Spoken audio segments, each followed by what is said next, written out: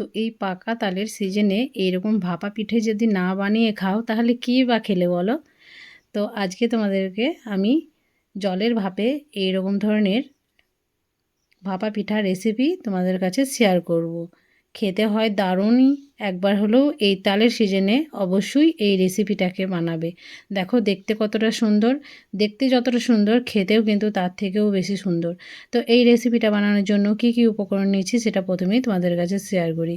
প্রথমে একটা নিয়ে নিচ্ছি মিক্সিং বোল। এই মিক্সিং বোলের মধ্যে নিয়ে নিতে হবে 1 কাপ পরিমাণ সুজি। তো বন্ধুরা এখানে 200 গ্রাম সুজি আছে, তো পুরোটাই দিয়ে দিলাম।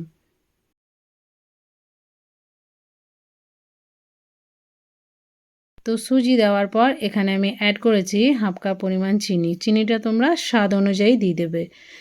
যে যেমন মিষ্টি খাও সেই রকম অনুযায়ী তোমরা চিনিটা দিয়ে দেবে। এরপর এখানে আমি অ্যাড করে দেবো 1 কাপ পরিমাণ তালের পাল্প। তো বন্ধুরা দেখো পুরো পাল্পটাই কিন্তু আমি এখানে অ্যাড করে দিয়েছি। এরপর এটাকে মিক্স করে নিতে হবে একটা হুইক্সের সাহায্যে। তো খুব সুন্দরভাবে এটাকে আমি মিক্স করে নিচ্ছি ভালোভাবে।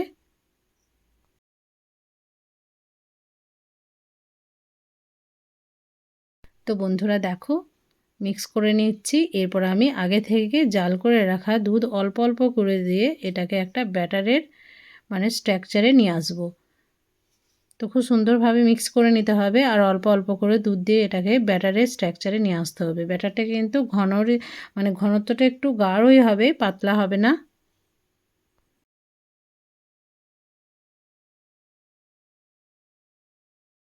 তো দেখো বন্ধুরা আমি আবারও অল্প অল্প করে দিয়ে এটাকে গুলিয়ে নেব। তো এখানে বাইন্ডিংয়ের জন্য দিয়েছি আমি খুবই সামান্য পরিমাণ ময়দা, 2 থেকে 3 চামচ। এরপর আবারও কিছুটা দুধ দিয়ে এটাকে আবারও মিক্স করে নিতে হবে।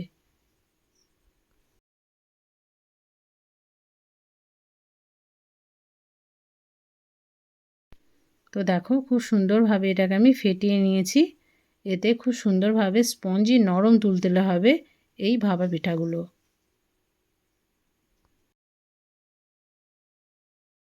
তো বন্ধুরা ব্যাটারটাকে আমি ঢাকা দিয়ে একটু রেস্টে রেখে দেবো। এদিকে একটা পুর বানিয়ে নিতে হবে, তার জন্য আমি গ্যাস ওভেনে একটা কড়াই চাপিয়ে দিয়েছি।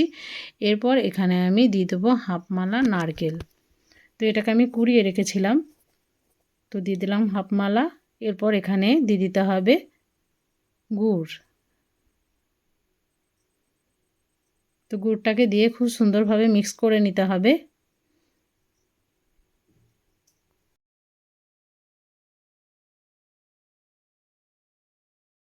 তো ভালোভাবে গুড়ের সাথে নারকেলটাকে আমি মিক্স করে নিচ্ছি।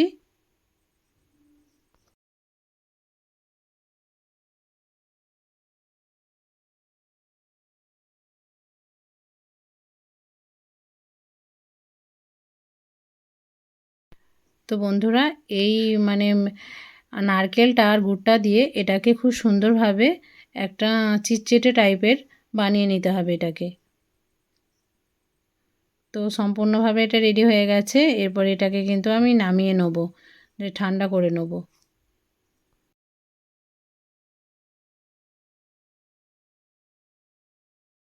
চলো বন্ধুরা এটাকে নামিয়ে ঠান্ডা করে নেব। তো এইদিকে ব্যাটারটা কিন্তু আমি দেখে নেব। আর দেখো আমি এটাকে একটা প্লেটের মধ্যে নিয়ে নিয়েছি পুরটাকে। তো একটু এইভাবে করে নিতে হবে, যেহেতু একটু গরম ছিল তাই আমি একটু ঠান্ডা করে এটাকে একটু লম্বা শেপের করে নেব।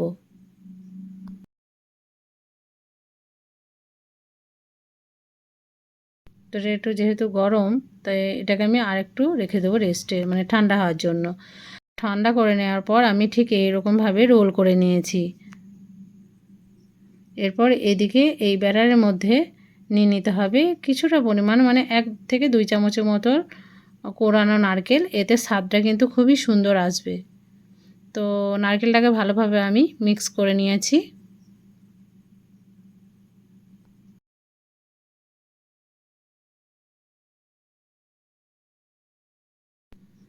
তো বন্ধুরা এরপর এখানে আমি অ্যাড করে দেবো 1 প্যাকেট ইনো। এটা দিলে একদম এটা ফ্লাফি হবে আর একদম নরম তুলতুলে হবে। তো এর উপরে একটু দুধ দিয়ে আবারও সুন্দরভাবে মিক্স করে নিতে হবে।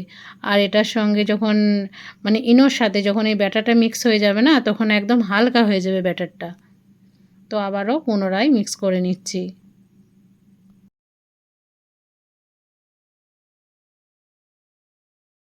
তো বন্ধুরা দেখো, মিক্স করতে করতে কিন্তু ব্যাটার আমার সম্পূর্ণভাবে রেডি হয়ে যাচ্ছে। আর ব্যাটারের ঘনত্বটা ঠিক এই রকমই হবে, এর থেকে কিন্তু পাতলা করা যাবে না।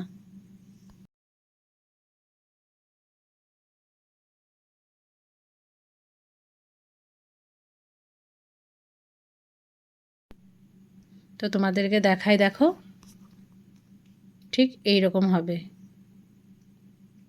তো বেশ সম্পূর্ণভাবে মিশিয়ে নিয়েছি আমি ইনোটাকে। এরপর এটাকে আমি রেডি করব গ্লাসে, মানে এই ভাপা পিঠাটা এই গ্লাসের মধ্যে আমি কিন্তু সেট করব। তার জন্য গ্লাসটার ভিতরে আমি তেল ব্রাশ করে দিচ্ছি, এতে খুব সুন্দরভাবে বেরিয়ে আসবে তার জন্য। তো একই মাপের দুটো গ্লাস আমি নিয়ে নিয়েছি।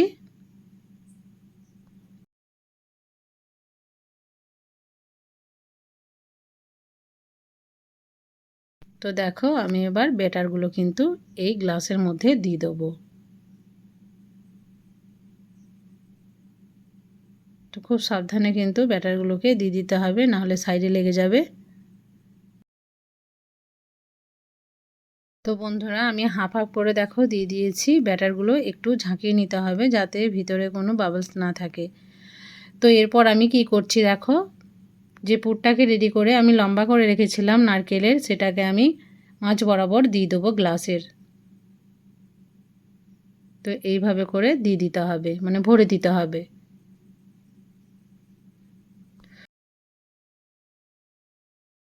তো বন্ধুরা দেখো, হাফ কিন্তু মানে হাফের থেকে একটু কম কিন্তু বেরিয়ে থাকবে, যেহেতু এটা যখন ফুলে যাবে তখন সম্পূর্ণ এই পুরটা ঢাকা পড়ে যাবে। তো এইভাবে করে দিচ্ছি দুটোতেই, কিন্তু সেম পদ্ধতিতে এইভাবে করে দিয়েছি। তো এটা রেডি হয়ে গেছে। এদিকে গ্যাস ওভেনে আমি আগে থেকেই কিন্তু জল চাপিয়ে দিয়েছিলাম, জলটা কিন্তু বেশ ফুটে উঠেছে। এরপর এখানে একটা স্ট্যান্ড দিয়ে দিতে হবে। তো স্ট্যান্ডের উপরে খুব সুন্দরভাবে গ্লাস দুটি বসিয়ে দিয়ে ঢাকা দিয়ে এটাকে স্টিম করে নিতে হবে 20 থেকে 30 মিনিট। তো বন্ধুরা দেখো, আমি ঢাকা দিয়ে এটাকে স্টিম করে নেব। তো আমি ওই রিংটাকে তুলে অন্য একটা দিয়ে দিয়েছিলাম স্ট্যান্ড, তারপরে ঢাকা দিয়ে এটাকে কুক করে নিয়েছিলাম। তো বন্ধুরা, এরপর তোমাদের কাছে ফিরে আসছি প্রায় 20 মিনিট পর। তো 20 মিনিট পর তোমাদেরকে আমি খুলে দেখাই যেটা রেডি হয়েছে কি না।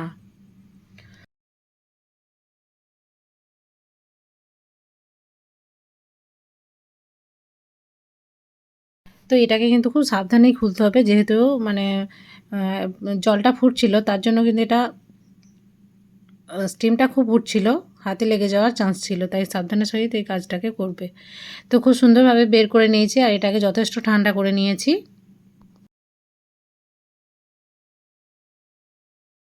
এরপর একটা ছুরির সাহায্যে খুব সুন্দরভাবে মোল্ড আউট করে নিতে হবে। তো এইভাবে করে নিচ্ছি, এতে কিন্তু খুলতে খুব সুন্দর সুবিধা হবে।